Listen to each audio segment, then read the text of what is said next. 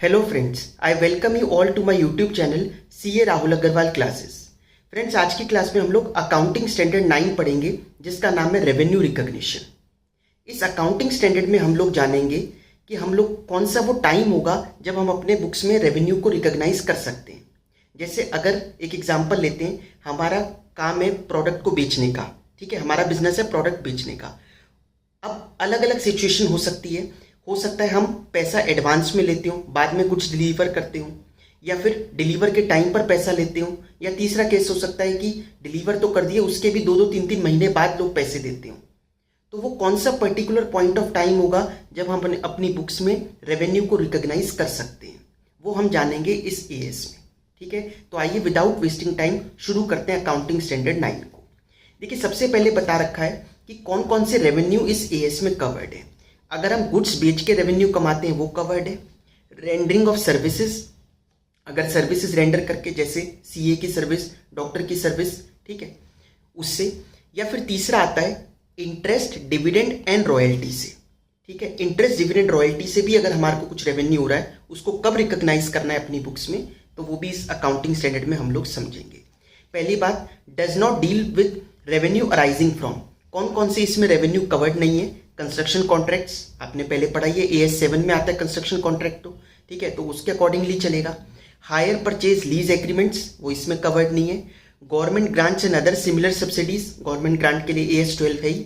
Insurance contracts by insurance companies, जो insurance companies insurance contract से revenue earn कर रही है, वो भी हम इस एएस में कवर करके नहीं चलते। अब रेवेन्यू की डेफिनेशन समझते हैं, इंपॉर्टेंट है। देखिए, ग्रॉस इनफ्लो ऑफ कैश, या तो पैसा आ रहा हो, चाहे कैसे भी आए, कैश में आए, चेक से आए, कार्ड से दे सामने वाला, कुछ भी करे, पेमेंट आ रही है, या फिर वो रिसीवेबल की फॉर्म में हो जाए, मतलब जैसे डेटर बन जाए हमारा। और अदर कंसीडरेशन, या हम नगद के बदले में कुछ और चीज ले लें। हो सकता है जैसे कुछ हमने उसको बेचा, लेकिन सामने वाले का भी कुछ कोई बिजनेस करता है, वो उसके यहाँ भी कोई प्रोडक्ट है, वो हमें चाहिए, तो हमने कहा बदले में ये दे दो, जैसे बार्टर सिस्टम इकोनॉमिक्स में आप बोलते हो। और other consideration arising in the course of ordinary activities of an enterprise. वो एक्टिविटीज कौन सी होनी चाहिए? ऑर्डिनरी एक्टिविटीज, जिस चीज का हमारा बिजनेस है, अगर हम वो ही बेचें, ठीक है, सॉफ्ट ड्रिंक बेचने का बिजनेस है, तो सॉफ्ट ड्रिंक बेच के ही जो हमारे को रेवेन्यू हो रहा है वो इसकी डेफिनेशन में कवर है। लेकिन हमने अपना रेफ्रिजरेटर अगर पुराना हो गया, उसको बेच दिया, स्क्रैप कर दिया, तो उससे जो पैसा मिला वो रेवेन्यू की डेफिनेशन में नहीं आएगा। तो रेवेन्यू मतलब कौन सा रेवेन्यू? एएस 9 के हिसाब से जो ऑर्डिनरी एक्टिविटीज से हो रहा हो, जिस चीज का हमारा बिजनेस है, ठीक है। From the sale of goods, goods बेच के, या रेंडरिंग ऑफ सर्विसेज, या from the use by others of enterprise resources yielding interest, royalties and dividend. अब यहां पर ये कहता है use by others of enterprise resources.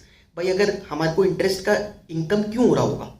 क्योंकि हमने सामने वाले को लोन दिया हुआ है, ठीक है। अब सामने वाले को लोन देंगे तो हमारा पैसा वहां यूज हो रहा है ना, जो हमने पैसा अरेंज करा वो वहां यूज हो रहा है, इसलिए ये लाइन लिखी हुई है from the use by others of enterprise resources, ठीक है। या फिर डिविडेंड क्यों अर्न कर रहे होंगे हम लोग? हमें डिविडेंड इसलिए रिसीव हो रहा होगा क्योंकि हमने किसी और कंपनी के शेयर्स खरीद रखे हैं, तो डिविडेंड रिसीव हो रहा है, तो हमारा पैसा वहां लगा हुआ है।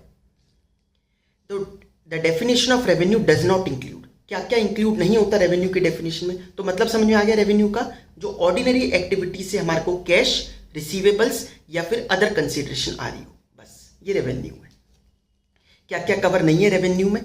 तो ये कहता है realised gains resulting from the disposal of and unrealised gain resulting from the holding of non current asset. जैसे बिल्डिंग वगैरह बेचकर, ठीक है, करंट असेट है, नॉन करंट असेट है हमारी, ठीक है। अगर हमारा काम ही ये चीज़ है तो वो फिर नॉन करंट एसेट नहीं होगी ना।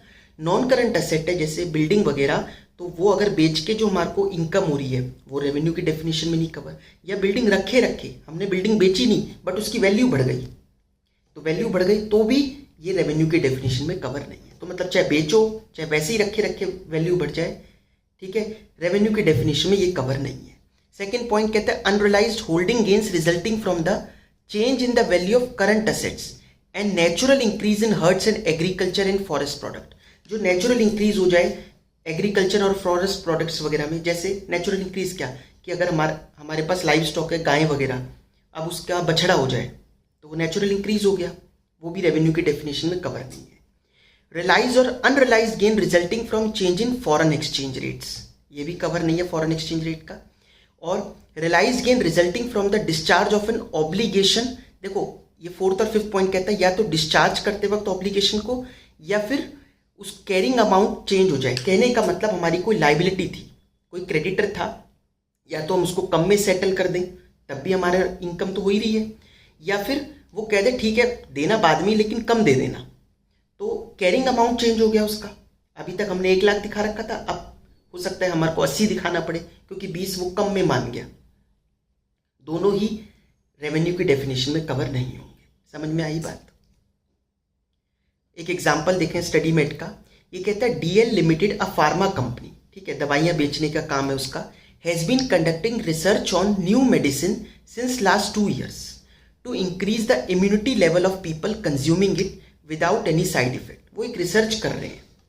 During the current year it decides to sell the outcome of research undertaken so far to another competitor. अभी तक जितनी रिसर्च करी उन्होंने, ठीक है, ये रिसर्च वो किसी और को बेच रहे हैं। GH limited for 50 crore, 50 crore में। DL has already incurred 30 crore on the ongoing research. अभी तक उसका खुद का खर्च 30 करोड़ हो ही गया है, तो 50 करोड़ में वो बेचना चाह रहा है, ठीक है। In the above example sale of research findings does not represent an increase in revenue. तो क्या ये रेवेन्यू की डेफिनेशन में आएगा? नहीं आएगा बिल्कुल भी, क्योंकि ये ऑर्डिनरी एक्टिविटीज में नहीं हो रहा। हमने कहा था ना, ऑर्डिनरी एक्टिविटीज से या तो कैश, रिसीवेबल्स या अदर कंसिडरेशन आए तो वो रेवेन्यू है, अदरवाइज नहीं। अब नेक्स्ट इसमें आता है एजेंसी रिलेशनशिप। देखिए, अगर हम किसी के एजेंट की तरह काम कर रहे हैं, एजेंट की तरह काम करने का मतलब क्या हो गया, जैसे किसी का बिजनेस है, ठीक है, वो कोई प्रोडक्ट बेचता है। अब कहीं पर कोई एग्जीबिशन लगी हुई है तो वो अपने प्रोडक्ट को वहां पर दिखाना चाहता है कस्टमर्स को, तो उसने कोई एजेंट पकड़ा कि वहां जाकर एक एग्जीबिशन में मेरा भी एक स्टॉल लगा लो और मैं आपको इसके लिए 100 यूनिट्स दे रहा हूँ। 100 यूनिट्स है जो भी प्रोडक्ट वो बेच रहा है, उसके 100 यूनिट्स हैं, वो ले जाओ, जो बचेगा वो वापस मेरे पास ले आना। तो ये एक एजेंसी रिलेशनशिप हो गया, क्योंकि उसका कोई भी रिस्क एंड रिवॉर्ड नहीं है एजेंट का, ठीक है, वो उसके बिहाफ पर काम कर रहा है। जैसे आप जोमेटो, स्विगी को देखो, ये एजेंट है एक तरीके से। उनका काम क्या है, अब जैसे हम लोग हल्दीराम से कोई सामान खरीद रहे हैं जोमेटो के थ्रू, तो जोमेटो को हम पेमेंट कौन कौन सी करेंगे? एक तो जो हल्दीराम से सामान खरीदा उसकी payment, plus delivery charges, plus जो भी टैक्स वगैरह होगा वो सारा मिला के हम तो जोमेटो को ही दे देंगे, ठीक है। हम ये थोड़ी ना करके आते हैं कि हल्दीराम का हल्दीराम के अकाउंट में डालते हैं, जोमेटो का जितना है जोमेटो के अकाउंट में, नहीं, ऐसा नहीं। वो पूरे पैसे कौन कलेक्ट कर लेता है? जोमेटो वाला। तो क्या जितने भी पैसे उसने कलेक्ट किए वो सबको रेवेन्यू मान सकता है? बिल्कुल भी नहीं मान सकता। क्यों? क्योंकि उसका अपना रेवेन्यू कितना है? केवल डिलीवरी चार्जेस का। वो केवल एक एजेंट की तरह काम कर रहा है हल्दीराम के लिए। समझ में आई बात? तो ये कहने का मतलब यहाँ पर ये है कि जब भी कोई एजेंसी रिलेशनशिप होती है तो जितना कमीशन आपको मिल रहा है केवल वो आपका रेवेन्यू है, पूरा जितना आप पैसा कलेक्ट कर रहे हो वो आपका रेवेन्यू नहीं है, ठीक है। देखिए यहाँ पर पढ़ते हैं पहले। In an agency relationship revenue is the amount of commission and not the gross inflow of cash, receivables and other consideration. पूरा पैसा जितना मिल रहा है वो सारा रेवेन्यू में नहीं काउंट करेंगे, ठीक है। अब आप कहोगे इसमें क्या बुराई है, जैसे जितना पैसा मिला सारा रेवेन्यू दिखा दो, फिर जितना आगे दे दिया वो एक्सपेंस में दिखा दो, तो बात तो वही हुई। प्रॉफिट तो अब भी उतना ही निकलेगा तो सही, लेकिन आपके रेवेन्यू इन्फ्लेट हो गए। इतना रेवेन्यू आपका था नहीं, आपने टर्नओवर ज़्यादा दिखा दिया अपनी बुक्स में, इसलिए ये गलत है। The key principle is whether the sale transaction is made by an entity on its own or on behalf of someone else, ये चीज चेक करनी है।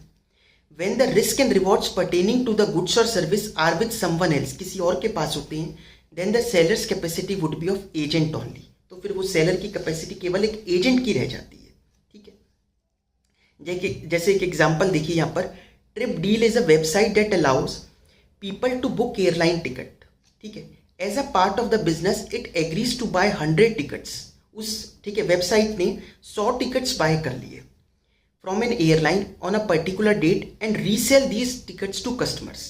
However trip deal bears the loss for any unsold ticket. अब यही बस catch है यहाँ पे, trip deal bears the loss for any unsold ticket. कोई भी टिकट अगर बिकेगी नहीं तो उसका लॉस कौन बियर करेगा? ट्रिप डील बियर करेगा। इसका मतलब वो एजेंसी रिलेशनशिप तो हुई नहीं। रिस्क एंड रिवॉर्ड तो किसने ले लिए? ट्रिप डील ने खुद ले लिए। ठीक है, तो जितना भी पैसा मिलेगा कस्टमर से, ठीक है, वो सारा क्या होगा, उसका रेवेन्यू होगा। ठीक है, ये नहीं कि वो उसके बिहाफ पे काम कर रहा है वेबसाइट। ठीक है, in the above example the risk and rewards relating to tickets are borne by trip deal, hence sales made for the tickets will be fully recognized as part of its revenue. Any unsold ticket will be charged as loss by the entity. आ गई बात समझ में? दूसरा एक example देखो, Zagato, जैसे हम लोग Zomato यूज करते हैं। Zagato runs a food delivery business. As per the arrangement, Zagato allows customer to order food from local restaurants and is responsible for the delivery of food within the stipulated time. During a particular year, it collects money on order made online as under. उसको क्या क्या पैसे मिले? Food items के पैसे मिले 200 लाख रुपए, delivery charges मिले 60 लाख, जीएसटी मिला 40 लाख का। तो टोटल उसने कलेक्ट कितने करे Zagato ने? 300 लाख। ठीक है, 3 करोड़ रुपए उन्होंने कलेक्ट करे। How much revenue should be recognised by restaurants and how much revenue should be recognised by Zagato for the year. तो ये कहता है Zagato कितना रेवेन्यू रिकॉग्नाइज करे और रेस्टोरेंट वाले कितना रेवेन्यू रिकॉग्नाइज करे। आप बताइए कितना होना चाहिए। देखिए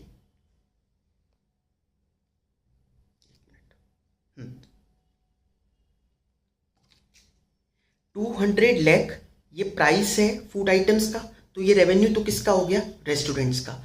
और Zagato वाले के लिए केवल 60 लाख रुपीस ही रेवेन्यू होगा, क्योंकि वो डिलीवरी चार्जेस, वो एक एजेंट की तरह काम कर रहे हैं। समझ में आई बात? अब नेक्स्ट है revenue from sale of goods, बहुत इंपॉर्टेंट है। Revenue from sale of goods क्या होता है? ये कहता है कि गुड्स बेचने से रेवेन्यू जो हो रहा है उसको कब रिकॉग्नाइज करना है। इसकी 2 कंडीशन है। पहली कंडीशन देखिए, transfer of property in goods with, एक तो प्रॉपर्टी इन गुड्स मतलब गुड्स की ओनरशिप सामने वाले को ट्रांसफर हो जाए, जिसको हम सामान बेच रहे हैं उसको ओनरशिप ट्रांसफर हो जाए गुड्स की। उसके साथ साथ क्या हो, transfer of significant risk and rewards of ownership, और उसके जो रिस्क एंड रिवॉर्ड्स है ओनरशिप के वो भी साथ में ट्रांसफर होनी चाहिए। ठीक है, देखिए स्टडी मेट में यहाँ पे विद की जगह और लगा रखा है, लेकिन उस और से कंफ्यूजन हो रही है। और का मतलब हो गया कि या तो पहले वाला या दूसरे वाला, कुछ भी एक हो जाए, बट ऐसा नहीं है। रिस्क एंड रिवॉर्ड सबसे इंपॉर्टेंट है। अगर रिस्क एंड रिवॉर्ड ट्रांसफर नहीं हुए तो हम लोग रेवेन्यू रिकॉग्नाइज नहीं करेंगे। तो पहली कंडीशन क्या हुई? Transfer of property in goods with transfer of risk and rewards to the customer. Ownership भी चली जाए, प्रॉपर्टी इन गुड्स मतलब ओनरशिप भी चली जाए, लेकिन साथ साथ रिस्क एंड रिवॉर्ड भी जाने चाहिए, तब ये पहली कंडीशन हो गई। दूसरी कंडीशन क्या कहता है? No significant uncertainty exist regarding the amount of consideration that will be received from the sale of goods. ये कहता है कोई अनसर्टेनिटी नहीं होनी चाहिए कि कितने पैसे हमें मिलने वाले हैं। हमें पता होना चाहिए कि इतने पैसे इस गुड्स को बेचने से मिलेंगे, तो आप रेवेन्यू रिकॉग्नाइज कर सकते हो। कौन सी 2 कंडीशन हुई, फिर से डिस्कस करते हैं। Transfer of property in goods with transfer of risk and rewards. आप ऐसे बोला करो, वरना जनरली बोला जाता है transfer of property in goods, लेकिन उसमें फिर रिस्क एंड रिवॉर्ड छूट जाएगा। तो transfer of property in goods with transfer of risk and rewards. दूसरी condition, no significant uncertainty for collection of amount. कोई सिग्निफिकेंट अनसर्टेनिटी नहीं है कि कितना अमाउंट हमारे को कलेक्ट होने वाला है। हमें पता है हमने इतने में बेचा है तो इतने ही रुपए मिलेंगे हमारे को। सही समझ में आ गई आप लोगों को बात? देखिए अब पहले वाली जो कंडीशन है, transfer of property in goods with transfer of risk and rewards, इसको थोड़ा डिटेल में समझते हैं एक एग्जाम्पल के थ्रू। देखिए होता क्या है कि अगर risk and reward he customer को ट्रांसफर नहीं हुए तो फिर हम उसको ये मान ही नहीं सकते कि ये सेल हुई है हमारी। ठीक है, जैसे यहाँ पर एक एग्जांपल देखिए, date of delivery of goods, हमने गुड्स कब डिलीवर करे कस्टमर को, date of transfer of risk and reward, और उससे रिलेटेड जो रिस्क एंड रिवॉर्ड है। रिस्क एंड रिवॉर्ड का मतलब क्या होता है कि अगर कोई भी टूट फूट हुई, कुछ भी दिक्कत हुई, तो वो जिम्मेदारी कस्टमर की। यही है डेट ऑफ ये transfer of risk and rewards, उससे कोई फायदा भी जो मिलने वाला है वो भी कस्टमर का। तो सेल कब कंप्लीट मानेंगे? Completion of sale. देखिए पहला केस है 15 जुलाई को हमने गुड्स डिलीवर करे और रिस्क भी साथ साथ ट्रांसफर हो गया, रिस्क एंड रिवॉर्ड, तो बिल्कुल ठीक है, 15 जुलाई को कंप्लीशन ऑफ सेल मान लेंगे। भाई ज़्यादातर सिचुएशन में तो यही होना चाहिए, डिलीवरी के साथ साथ रिस्क एंड रिवॉर्ड भी आपके। लेकिन दूसरी सिचुएशन 17 अगस्त को रिस्क एंड रिवॉर्ड ट्रांसफर होते हैं। 17 अगस्त को रिस्क एंड रिवॉर्ड ट्रांसफर होते हैं, लेकिन गुड्स डिलीवर हुए 20 अगस्त को। ऐसा कैसे हो सकता है? जैसे हमने गुड्स बेचे 17 अगस्त को, कस्टमर ने हमें रिक्वेस्ट करी कि गुड्स अभी आप ही रख लो, मेरे पास अभी जगह नहीं है, मैं जगह बना रहा हूँ थोड़ा अपने बिजनेस में, उसके बाद ले जाऊंगा 2-3 दिन में। तो हमने कहा भाई आपकी जिम्मेदारी है, आप रख के जा रहे हो, ठीक है। तो ऐसा केस होगा तो फिर 17 अगस्त को ही हम लोग क्या मानेंगे? कंप्लीशन ऑफ सेल, क्योंकि हमने तो बेच दिया 17 अगस्त को ही। अब कुछ होती है दिक्कत तो वो कस्टमर की जिम्मेदारी है, हमने नहीं कहा उसको यहाँ रख के जाने के लिए, वो रख के जा रहा है, ठीक है। तो क्या रिस्क एंड रिवॉर्ड कब ट्रांसफर हुए? 17 अगस्त को, तो 17 अगस्त माना जाएगा कंप्लीशन ऑफ सेल। इसलिए मैंने आपको कहा कि रिस्क एंड रिवॉर्ड कब ट्रांसफर हो रहे वो ज्यादा इंपॉर्टेंट है। तीसरा केस, 10 सितंबर को हमने गुड्स बेचे, डिलीवर कर दिए, लेकिन रिस्क ट्रांसफर हो रहा है 12 सितंबर को, तो फिर कंप्लीशन ऑफ सेल कब मानी जाएगी? 12 सितंबर को। ये कब हो सकता है? ये हो सकता है जैसे आम बेचे किसी ने, किसी का आम बेचने का बिजनेस है। अब आम अगर अभी कच्चे हैं, बिल्कुल हरे पड़े हैं, ठीक है, ग्रीन है, अभी वो पके नहीं ढंग से, तो कस्टमर आया हमारे पास, हमने कहा कि ये पूरा आप ले जाओ, ठीक है। कस्टमर ने कहा कि अभी तो ये ढंग से बने ही नहीं, तो हमने कहा 3-4 दिन लगेंगे, तो बोला ठीक है 3-4 दिन बाद ले जाऊंगा मैं। तो हमें पता था कि नहीं, अगर 3-4 दिन का टाइम दिया तो ये और किसी से खरीद लेगा। हमने कहा नहीं, एक काम करो आप ले जाओ, 3 दिन आप इसको यूज मत करना, 3 दिन तक रखे रखना, 3 दिन बाद ये ठीक हो जाएंगे। 3 दिन तक कुछ होता है इनमें, अगर खराब हो जाए, कीड़ा लग जाए, कुछ भी हो जाए, तब मेरी जिम्मेदारी। हाँ, उसके बाद अगर आप खाओ ही नहीं, 3 दिन बाद जब ठीक हो जाए, ठीक है, पूरा पक के तैयार हो जाए, उसके बाद आप खाओ नहीं, तब सड़ जाए, तब उस सेलर की जिम्मेदारी कैसे हो सकती है? ठीक है। तो ऐसे केस में भी फिर कब हम कंप्लीशन ऑफ सेल मानेंगे? 12 सितंबर को। तो फिर मैं कह रहा हूं क्या क्रक्स हुआ कि रिस्क एंड रिवॉर्ड कब ट्रांसफर हो रहे हैं वो ज्यादा इंपॉर्टेंट है, ठीक है। तो transfer of property in goods with transfer of risk and rewards. और दूसरा, ठीक है, कोई सिग्निफिकेंट अनसर्टेनिटी नहीं होनी चाहिए रिगार्डिंग अमाउंट ऑफ कंसीडरेशन। अब देखिए अलग अलग सिचुएशन देखते हैं जल्दी जल्दी सेल ऑफ गुड्स की। बड़ी सिंपल सी है, जो ऊपर हमने कंडीशंस पढ़ी उसी से ही लिंक है ये सब। पहला कहता है, ये अभी हमने डिस्कस कर लिया, कहता है जब डिलीवरी डिलेड होती है at the request of buyer, तब कंप्लीशन ऑफ सेल कब मानेंगे? वही जब हमने सेल कंप्लीट कर दी, जब रिस्क एंड रिवॉर्ड ट्रांसफर हो गए, ठीक है। डिलीवरी की डेट हमारे लिए रेलिवेंट नहीं होगी, ठीक है। Second point, when the goods are sold on approval basis.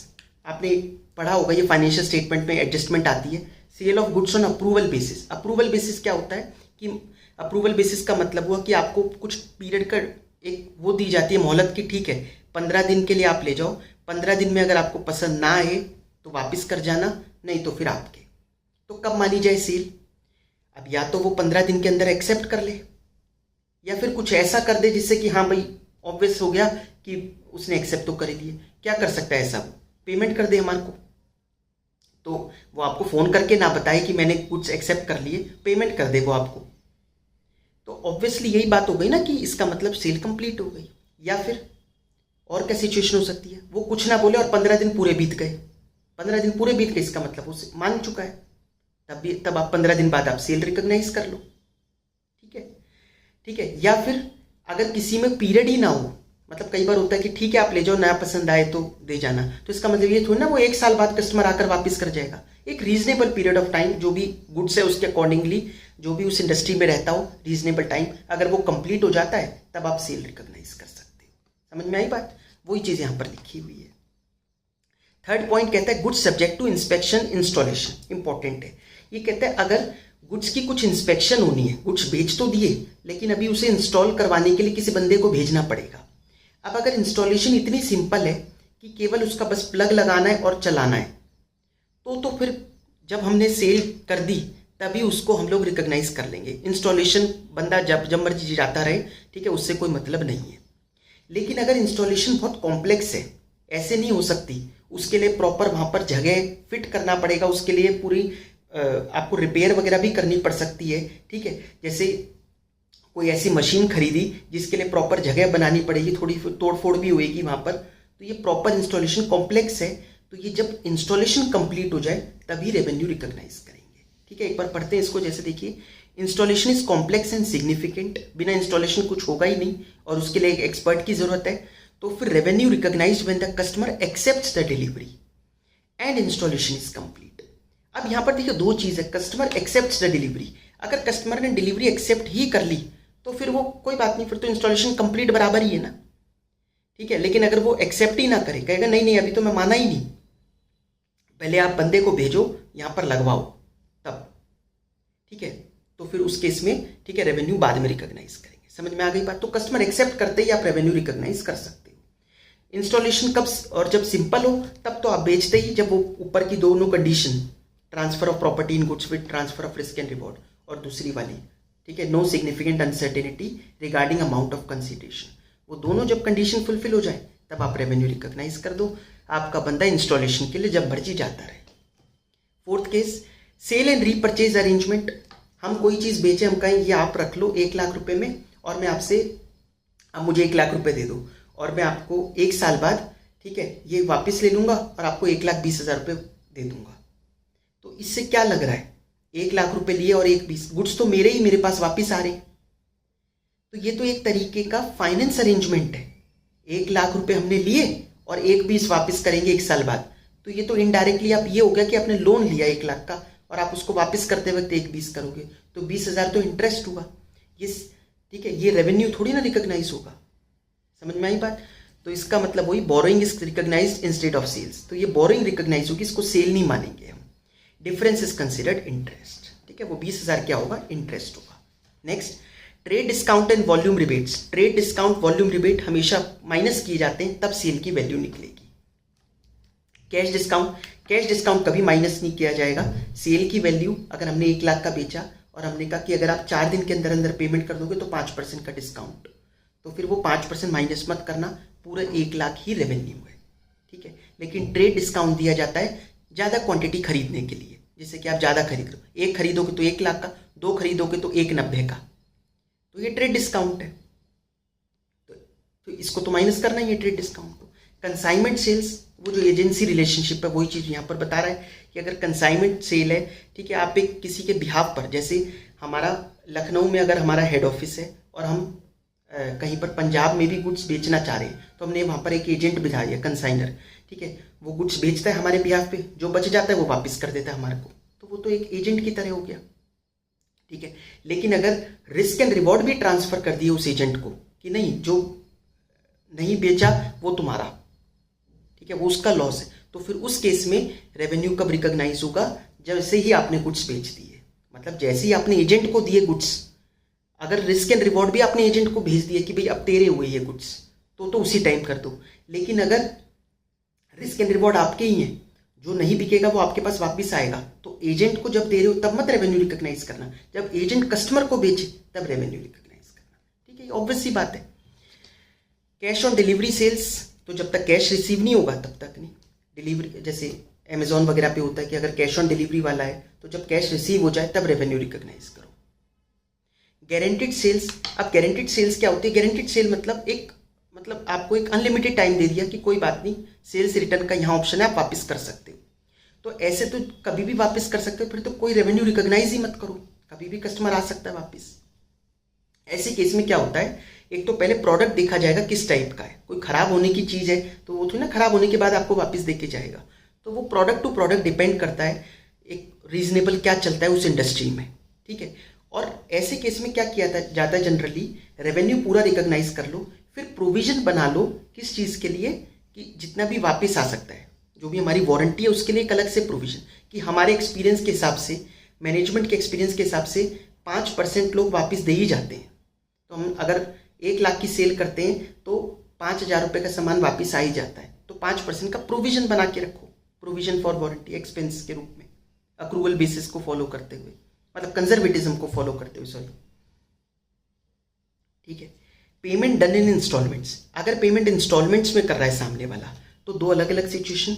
If goods are delivered after final installment, धीरे धीरे करके पेमेंट दे रहा है, जब पेमेंट पूरी हो जाएगी तब हम वो करेंगे, गुड्स भेजेंगे, तो फिर जब सारी इंस्टॉलमेंट कंप्लीट हो तभी आप उसको रेवेन्यू रिकॉग्नाइज करें, क्योंकि अभी तो आपने गुड्स दिए ही नहीं ना। लेकिन दूसरा केस क्या हो, गुड्स आप दे चुके सामने वाले को, पैसे धीरे धीरे आ रहे हैं, ईएमआई वाला सिस्टम। ऐसा ही जनरली होता भी है कि आपने गुड्स तो दे दिए लेकिन पैसे वो धीरे धीरे करके दे रहा है। अब वो धीरे धीरे करके दे रहा है तो उसमें कुछ इंटरेस्ट पोर्शन भी छुपा हुआ होता है कि आज आप खरीदोगे तो 1 लाख का, लेकिन अगर आप ईएमआई के थ्रू खरीदोगे तो टोटल मिला के आपको पड़ रहा है 1,12,000 का टोटल ईएमआई का, तो वो 12,000 तो इंटरेस्ट हुआ ना, तो वो 12,000 नहीं कैश प्राइस जो है, मतलब जो आप इमिडिएटली आज अगर वो आज ही पैसे दे के खरीद लेता तो कितने का पड़ता उसको, 1 लाख का। तो रेवेन्यू कितना रिकॉग्नाइज करेंगे, 1 लाख, ना कि 1,12,000। समझ में आ गया? वही कह रहा है वो इंटरेस्ट पोर्शन को एक्सक्लूड करते हुए। When payment is received along with the order, order के साथ ही पैसा आ गया। अभी तो गुड्स आपने बनाए भी नहीं, तो जब तक बन ना जाए, ठीक है, तब तक मतलब रेडी टू डिलीवर ना हो जाए, तब तक तो रेवेन्यू रिकॉग्नाइज करने के बारे में सोचना भी मत। सब्सक्रिप्शन फॉर पब्लिकेशंस, अगर पब्लिकेशन के लिए कुछ सब्सक्रिप्शन की है, जैसे पब्लिकेशन क्या होती है, जैसे कोई मैगजीन वगैरह, बुक, कोई जर्नल्स जो होते हैं, इनके लिए लोगों ने सब्सक्राइब कर रखा है। तो अब अगर जैसे 12 महीने की हर महीने के एंड में एक वो बनती है पब्लिकेशन, तो ठीक है, पैसा पूरा साल का आ गया, उसको हर महीने स्ट्रेट लाइन बेसिस पर डिवाइड कर लो 12 से, रेवेन्यू रिकॉग्नाइज करते रहो। क्वार्टरली जाती है तो क्वार्टरली रेवेन्यू रिकॉग्नाइज करते रहो, ठीक है। लेकिन अगर इक्वल नहीं होता, किसी महीने में कुछ स्पेशल होता है, ठीक है, किसी महीने में जैसे आप हर 2 महीने बाद स्टॉक मार्केट का एक एनालिसिस करके एक अलग से बुक और देते हो सबको, ठीक है, तो वो फिर उस हिसाब से रेवेन्यू को, जितनी भी सेल वैल्यू है टोटल, आपको जितना पैसा मिला उस हिसाब से प्रोपोर्शनेटली वो डिस्ट्रीब्यूट हो जाएगा, ठीक है। जिस महीने में ज़्यादा पब्लिकेशन है उस महीने में ज़्यादा आपको रेवेन्यू रिकॉग्नाइज करना होगा, ठीक है। 1-2 एग्जाम्पल्स दे रखे हैं, जैसे ये स्टडी मेट का ये सब कुछ कहता है, GH manufactures and sell televisions, the televisions are shipped to the customer by C. In order to transfer risk related to the shipment of television, GH also gets an insurance coverage for goods while they are in transit from the factory to the customer's location। ये कहता है कि सी के through, ठीक है, ship के through वो लोग गुड्स बेचते हैं, लेकिन कि भाई रास्ते में कुछ ना हो जाए इसलिए इंश्योरेंस लेके रख लिया रिस्क एंड रिवॉर्ड के लिए, ठीक है, मतलब रिस्क के लिए। The insurance policy will reimburse GH for the value of goods in the event of loss और damage arising any time up to these goods reaching customer's location. जब तक कस्टमर के यहाँ नहीं पहुंच जाते, कुछ भी हो जाता है, इंश्योरेंस कंपनी वाले बियर करेंगे। Legal title passes when the, legal title ownership कब ट्रांसफर होती है, when the goods arrive at the customers premises 1 month later. 1 महीने बाद जब गुड्स पहुंचेंगे कस्टमर को, तब लीगल टाइटल कस्टमर का आएगा। When should entity GH recognize revenue in its books, कब रेवेन्यू रिकॉग्नाइज करना चाहिए GH वालों को। अब अगर हम 2 कंडीशन देखें जो ऊपर पड़ी थी, transfer of risk and reward. अब आपको transfer of risk and reward तो जैसे ही हमने यहाँ से रवाना किए, रिस्क एंड रिवॉर्ड तो हो गए हमारे, तो है नहीं, लेकिन क्या रिस्क एंड रिवॉर्ड कस्टमर को ट्रांसफर करें हमने? नहीं, उसके लिए तो एक इंश्योरेंस कंपनी से अलग से बस एक अपने आप को बचाने के लिए इंश्योरेंस लिया है, कवर लिया है, ठीक है। इसका मतलब ये थोड़ी ना कि उसको हमने risk and reward he transfer कर दिए कस्टमर को, नहीं हो रही यहाँ तो बिल्कुल भी, ये तो कोई थर्ड पार्टी इन्वॉल्व हो गई। तो इसका मतलब जब कस्टमर को गुड्स पहुंचेंगे तब ही transfer of property in goods होगा, एंड और कोई सिग्निफिकेंट अनसर्टेनिटी भी नहीं रहेगी अमाउंट ऑफ कंसिडरेशन के लिए। तो हम लोगों को गुड्स मतलब रेवेन्यू कब रिकॉग्नाइज करना चाहिए, जब कस्टमर के पास पहुंच जाए, ठीक है।